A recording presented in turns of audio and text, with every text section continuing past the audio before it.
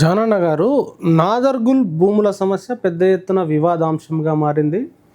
అటు మంత్రి పొంగులేటి, ఇటు బీఆర్ఎస్ నాయకులు చాలామంది అది చేస్తున్నారు, ప్రజలు కూడా మాట్లాడుతున్నారు. మీ పార్టీ స్టాండ్ ఏంటి దానిపైన? ఈ నాదర్గుల్ భూములకు సంబంధించి రంగారెడ్డి జిల్లాలో దాదాపు 320 ఎకరాల భూమిని అక్కడ ఉండేటటువంటి అనేక మంది ప్రముఖులంతా కూడా అనేక అండదండలతోన ఆ భూమిని అంతా కూడా ఆక్రమించుకునేటటువంటి ప్రయత్నం జరుగుతుంది.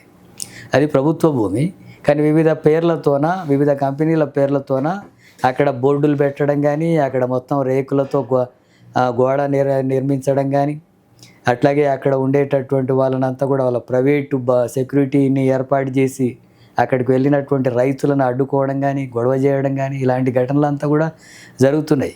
గతంలో అక్కడ ఎంఆర్ఓ ఆఫీస్ ముందు ఆ రకమైనటువంటి ఆందోళన జరిగినప్పుడు నేను కూడా అక్కడ ప్రత్యక్షంగా వెళ్ళి వచ్చాను.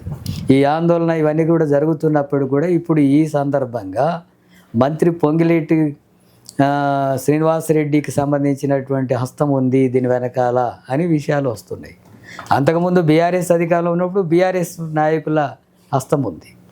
ఇప్పుడు కాంగ్రెస్ అధికారులకు వచ్చింది కదా, కాంగ్రెస్ మంత్రుల హస్తం ఉంది అనేటటువంటి విషయాలు వస్తున్నాయి.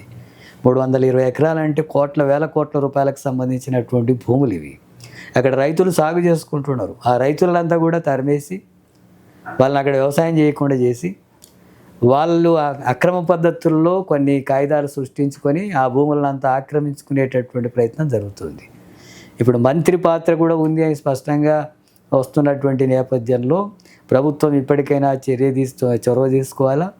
ఒక సిట్టింగ్ జడ్జితో విచారణ జరిపి ఆ భూములంతా కూడా ప్రభుత్వ భూములంతా కూడా ప్రభుత్వం ఆధీనంలో ఉంచి అక్కడ సాగు చేసుకున్నటువంటి రైతులకే పట్టాలు ఇవ్వాలని చెప్పి సిపిఎం పార్టీగా డిమాండ్ చేస్తున్నాం.